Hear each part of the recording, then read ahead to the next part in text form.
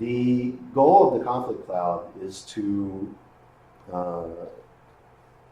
kind of remove the conflict by surfacing the assumptions that are existing within the two sides, right? When there's a compromise between two sides of an argument, for example, there is a conflict, and each side has some assumptions about why they believe the way that they believe, right? Just think about all the arguments you ever have, right? You have some reasons for believing what you believe, therefore you want to take this action. They have some beliefs about what they believe, and therefore they want to take another action, which is opposed to the action that you want to take, right? And so here for the cloud, right, like what Ellie is saying is the evaporating cloud method does not strive to reach a compromise. We're not sitting down to have a negotiation. What we're doing is we want to concentrate on invalidating the problem itself by examining those assumptions. And it turns out that you look at all the assumptions, and there are some that can be attacked, and there are some that can be challenged, and then there are some that can't, right? Those are the areas, that's the kind of discussions that need to happen, instead of staying at a level above that and just everybody being kind of obstinate about what they believe because of these unspoken assumptions. So the evaporating cloud is a reference to a book by an author named Richard Bach. I've personally never read him, but in it, the main character thinks a problem away, right? There's this scenario where he comes across a problem and he uses only his willpower to make it disappear. So this is what Ellie originally was referring to, evaporating that cloud to make it disappear. Okay, so enough about the background. The evaporating cloud has this structure. Objective, two opposing needs, and two opposing wants. The cloud has to have a common objective for it to be a proper conflict, right? If I, believe that, I don't know, Trump should be president or shouldn't be president, whatever it is, but the common the goal, if I believe that I don't want to make America great again versus I do want to make America great again, if we're not in agreement that we want to make America great again, then there's no argument about whether we want Trump to be president or not president. I could have done that example a little bit better. But in any case, it has to have a common objective between the two sides.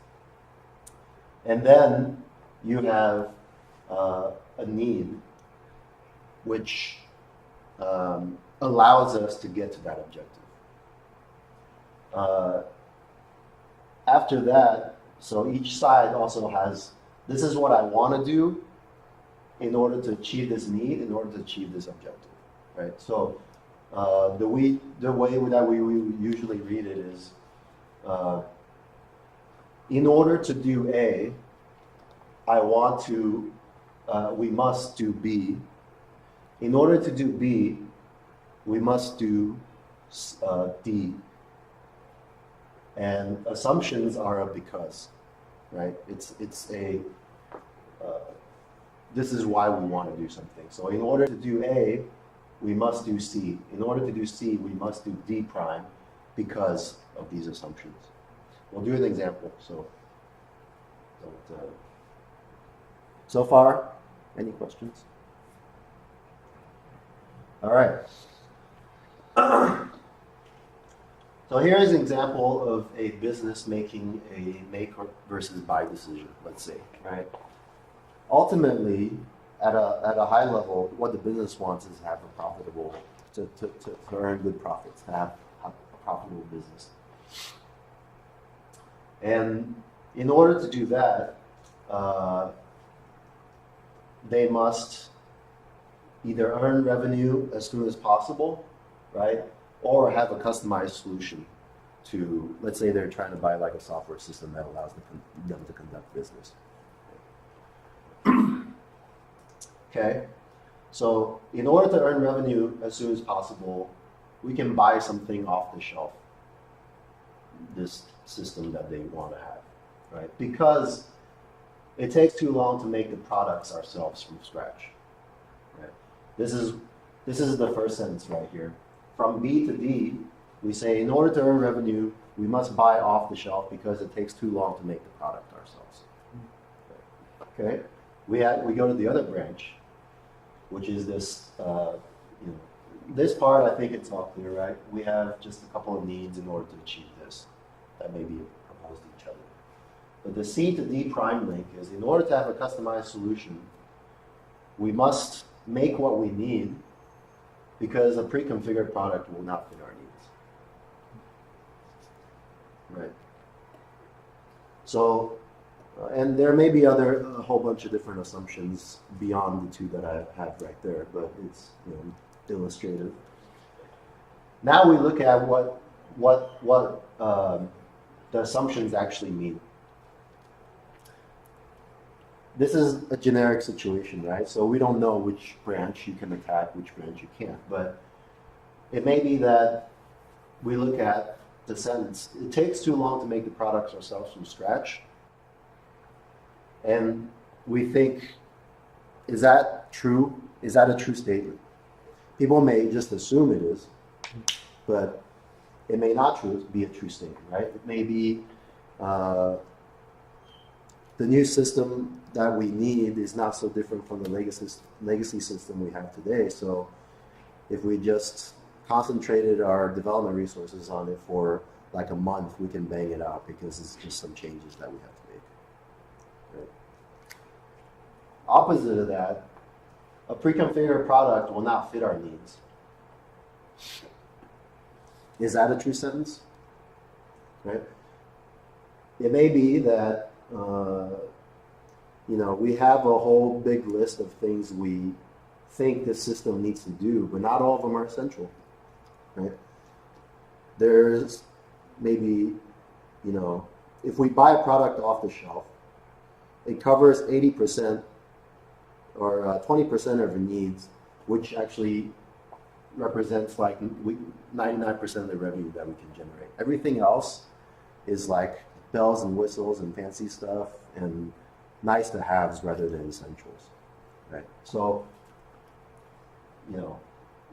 maybe it doesn't make our lives the easiest that it can be, but if we go out and bought a product off the shelf, it's not a big deal. We would be achieving most of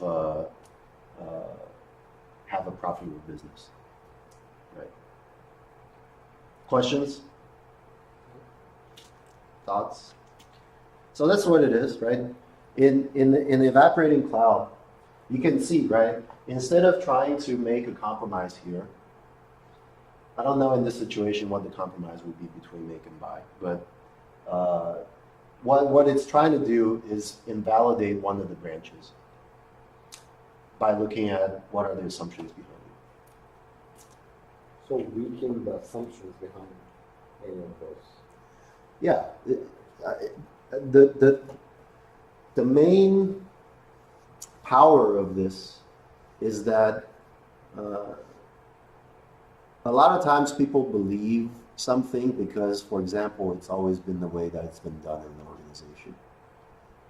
And they don't actually go below the level of, hey, ever since I started in this position, we've always done it this way, therefore it becomes automatic for them. They don't think about why we do things a certain way. So this is especially important when it comes to a lot of policy decisions within an organization, where because of a certain situation that happened 10 years ago, a certain policy was put in place and then it was never revisited again. And people just always did things a certain way. Now it becomes a blocker to creating more throughput, creating more flow, et cetera, et cetera. And we want to change it. People don't really know why this policy even exists until you kind of surface it and you bring it out and you have a discussion.